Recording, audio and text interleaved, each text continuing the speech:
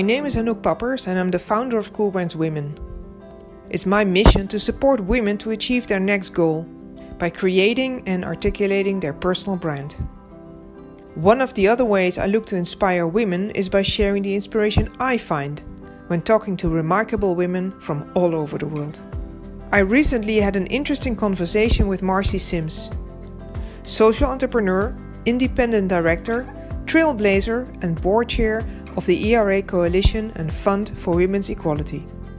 This podcast is an extract of our conversation.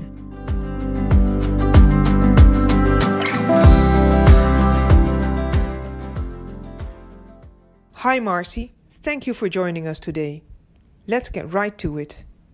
Talking about the Equal Rights Amendment, what do you mean by equal rights? The real essence of being ruled by laws is that decisions are made in courts and government bodies make decisions based on what has been agreed to in writing. We as women in this country do not have the foundational law that recognizes our rights as citizens of the United States. So when we go into a courtroom, the judge is not looking at foundational law that says that a man and a woman have equal rights. Doesn't say, we're not looking for equal, that men and women are equal, but equal rights under the law. And that would create different outcomes. So the ERA was basically saying, let's just get it in the Constitution, the foundational document of the United States of America, that both sexes are equal under the law. And Alice Paul in 1923 came up with the language. We basically are pushing for the same language to be incorporated into the Constitution of the United States so that women can have the confidence that they legally have the same standing under the law as a man does. Can you comment on the fact that men and women do have different issues, but that doesn't mean equality under the law would not make sense? Obviously, women have different issues than men have, and there are legal issues that have to do with being a parent because women give birth that are different. But there are things that are the same, such as equal pay, such as safety, such as health. So, for instance, in the United States today, with the inequality of pay, that's something that could have been in the courts 40, 50 years ago, or certainly after 1972, when we originally went for the ERA amendment to be passed at the second wave of feminism, since it wasn't passed in 1923. And imagine that our workplace today, what difference would there be in the number of women CEOs? What difference would there be in innovation? What difference would there be to young women's aspirations if there was equal pay? And this, what kind of world would we have if women here in the United States believed that they were equal under the law?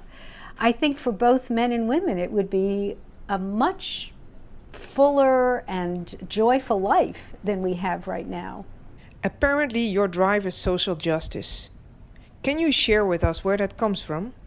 Neither one of my mother's parents, both of whom I was fortunate enough to know, had an education. Both of them were immigrants who, once they got to the United States, were put to work at the age of 6 and 8. One of the things that my grandmother always told me was to not to depend on someone else, that there was pride in creating your own financial security. And that greatly influenced me. And the other thing that she told me was to leave the world a better place than you found it. So maybe I expanded upon that with every experience that I had as a young child with social injustice, because this was not adding up these experiences, leaving the world a better place than I found it. I had the experience of going to a high school where I was the only Jew in the high school. And this is amazing because it was only 17 miles north of Manhattan, Grand Central, 17 miles north of Grand Central. And I experienced severe anti-Semitism to the point where at certain turns I was afraid of being in school. And it made no sense. I mean, there's no logic to it. I was not a threat to anybody. And so I understand that so much of this bad acting, whether it's towards women or towards people that are different, or someone that says something that you don't like, none of that behavior really results in the desired outcome. The desired outcome is for you, the person who is bullying, to feel more secure, and for the person who's being bullied to feel accepted. So there is a way around all this, and I think through the work of social justice, so early on in college, thinking of social justice and getting involved with some of the marches that were happening at the time in Washington for equal rights for people of color.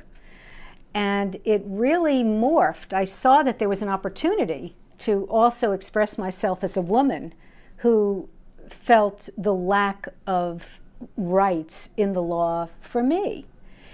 And being able at this point in my life to dedicate myself to getting the ERA finally passed. So when the coalition was started about 5 years ago, I was particularly concerned with what could we accomplish. And in some of our early meetings, I said, look, I just want to get the ERA passed before I die, before I kick the bucket. And the comeback usually is, oh, come on, you don't think it's going to take that long. I said, well, let's not forget that it was first introduced in 1923.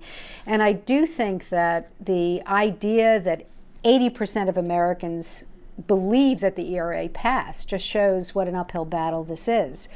Fortunately, we had 2 more states approve the ERA in the last 3 years, so we only have 1 more state to go, and we did submit to the Congress a bill that would lift the deadline.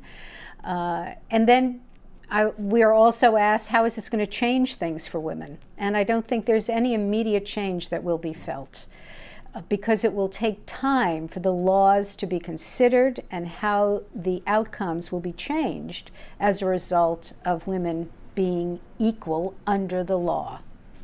Marcy, where did you find your guiding principles and life philosophy? Is there a quote you live by? The quote that I found that has remained with me forever and was on my desk for all the years that I went to an office or was working was Golda Meir. She said, nothing just happens. It's a lot longer, but that's the part that sticks.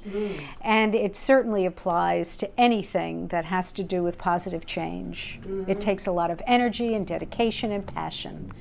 And don't expect things to be easy. Nothing just happens. Thank you very much. Oh, you're welcome.